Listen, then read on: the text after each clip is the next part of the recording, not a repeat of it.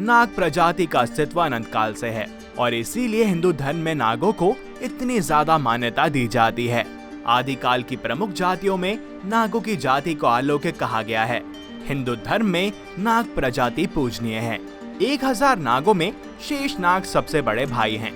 दूसरे स्थान पर वासुकी और तीसरे स्थान पर तक्षक हैं। चाहे भगवान शिव हो या विष्णु, दोनों ही नागों के साथ पूजे जाते हैं। शिव जी के गले में वासुकी हैं, तो भगवान विष्णु शेष नाग पर विराजमान हैं। आज इस वीडियो में हम सभी हिंदू धर्मों से जुड़े नागों के बारे में बात करेंगे, परंतु आगे बढ़ने से पहले आप चैनल को सब्सक्राइब और बेल आइकन को प्रेस जरूर कर लें और बोलें हरिओम। तो चलिए आरंभ करते हैं। शेषनाग। शेषनाग के बारे में कहा जाता है कि इन्हीं के फन पर धरती टिकी हुई है। यह पाताल लोक में ही रहते हैं। चित्रों में अक्सर हिंदू देवता भगवान विष्णु को शेषनाग पर लेटे हुए चित्रित किया गया है। दरअसल शेषनाग भगवान विष्णु के सेवक हैं। मान्यता है कि शेषनाग के 1000 मस्तक हैं। इनका कहीं अंत नहीं है और इसलिए इन्हें अनंत भी कहा गया है। ये कश्यप ऋषि की पत्नी कद्रू के बेटों में सबसे पराक्रमी और प्रथम नागराज थे। कश्मीर का अनंतनाग जिला इनका गढ़ था। ऋषि कश्यप की पत्नी कद्रू के हजारों पुत्रों में सबसे बड़े और सबसे पराक्रमी शेषनागी थे। उनकी सांसारिक विरक्त का कारण उनकी माँ, भाई और उनकी सौतेली माता विंता और गरुड़ थे, जिनमें आपसी द्वेष था।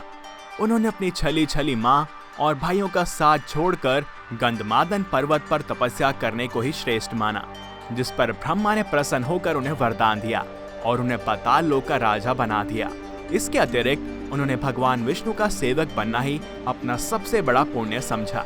शेषनाग के पृथ्वी के नीचे जाते ही अर्थात जल लोक में जाते ही उनके स्थान पर उनके छोटे भाई वासुकी का राज तिलक कर दिया गया। वासुकी एक प्रसिद्ध नाग हैं, जो महर्षि कश्यप के पुत्र थे और कद्रू के गर्भ से जन्मे थे। उनकी पत्नी शतशीर्षा थी। नाग धनवाती तीर्थ में देवताओं ने इन्हें नागराज के पद पर अभिषिक्त किया था। शिव का परम भक्त होने के कारण ये उनके गले में निवास करते हैं। शिव को जब ज्ञात हुआ कि नागवंश का नाश होने वाला है, तब भगवान शिव और माता पार्वती ने अपनी पुत्री मनसा का विवाह जरत्कारु के साथ करवा दिया और इनके पुत्र आस्तिक ने जन्मेजय के नाग यज्ञ के समय नागों की रक्षा की, नहीं तो नागवंश उसी समय नष्ट हो जाता। समुद्र मंथन के समय वासुकी ने पर्वत को बांधने के लिए रस्सी का काम किया था। त्रिपुरदाह के समय वे शिव के धनुष की डोर बने थे। वासुकी के 5 फन हैं।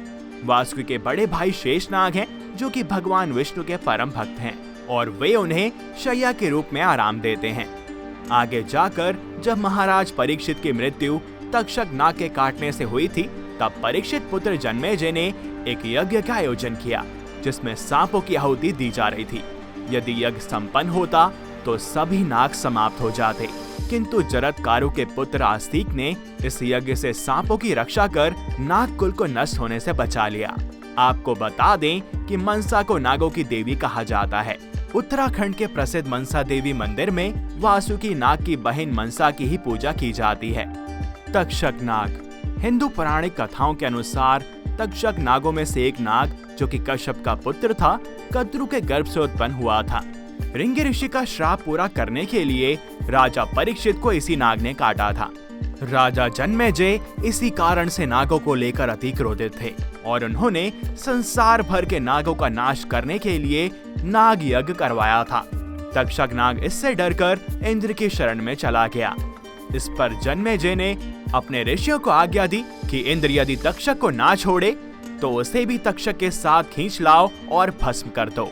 ऋत्विकों के मंत्र पढ़ने पर तक्षक के साथ इंद्र भी खींचने लगे। तब इंद्रदेव ने डरकर तक्षक नाग को छोड़ दिया और तब तक्षक खींचकर अग्निकुंड के समीप पहुंच गया। इसी दौरान आस्तिक ने आकर जन्मेजय से प्रार्थना की और तक्षक के प्राण बचा लिए। कारकोटक और एरावत नाग कुल का इलाका पंजाब की इरावती नदी के आसपास का माना जाता है। कारकोटक शिव के एक गण और नागों के राजा थे। नारद के श्राप से वे एक अग्नि में पड़े थे, परंतु नल ने उन्हें बचा लिया और कारकोटक ने नल को ही डस लिया और इससे राजा नल का रंग काला पड़ गया, परंतु यह भी एक श्राप के चलते ही हुआ था। तब राजा नल को कारकोटक वरदान देकर अंतर्ध्यान हो गए। शिव जी की स्तुति के कारण कारकोटक जन्मेजय के नाग यज्ञ से बच निकले थे और उज्जैन में उन्होंने शिव की घोर तपस्या की थी। कारकोटेश्वर का एक प्राचीन उपेक्षित मंदिर आज भी 24 खंबा देवी के पास कोट मोहल्ले में है। हालांकि वर्तमान में कारकोटेश्वर मंदिर माता हरसिद्धि के प्रांगण में है। पद्म नागों का गोमती नदी के पास के निमिष नामक क्षेत्र पर शासन था और बाद में ये मणिपुर में बस गए थे। असम के नागवंशी इन्हीं के वंश से हैं।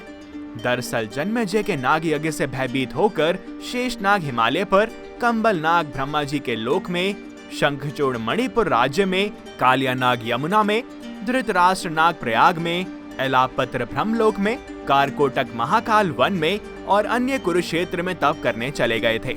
इन सभी के अलावा महापद्म, शंख, कुलिक, नल, कवर्धा, फणिनाग, भोगिन, सदाचंद्र, धनधर्मा, भूतनंदी, शिशुनंदी, तुस्त, ऐरावत, धृतराष्ट्र, अहि, मणिभद्र, अलापत्र, कंबल, अंशतर, धनंजय, कालिया, सोफू, दौधिया, काली, तख्तु, धूमल, फाहल, काना, गुलिका, सरकोटा इत्यादि नाम के नागवंश मिलते हैं। कालिया नाग कद्रु माता का पुत्र था और वो पनग जाति का नागराज था। कालिया नाग पहले रमण द्वीप में निवास करता था, परंतु पक्षीराज गरुड़ से बैर हो जाने के कारण कालिया नाग यमुना नदी के कुंड में आकर रहने लगा था। ऐसा माना जाता था कि यमुना जी का यह कुंड गरुड़ के लिए अगम्य था। वो इसलिए क्योंकि इसी स्थान पर एक दिन शुद्धातुर गरुड़ ने ऋषि सौम्भरी के मना करने के पश्चात भी मत्स्य को बलपूर्वक पछाड़कर उसको खा गए थे और इसीलिए महर्षि सौम्भरी ने गरुड़ को श्राप दिया था। और वह श्राप ये था कि गरुड़ कभी भी इस कुंड की मछली को यदि खाने आएंगे तो अपने प्राण खो बैठेंगे।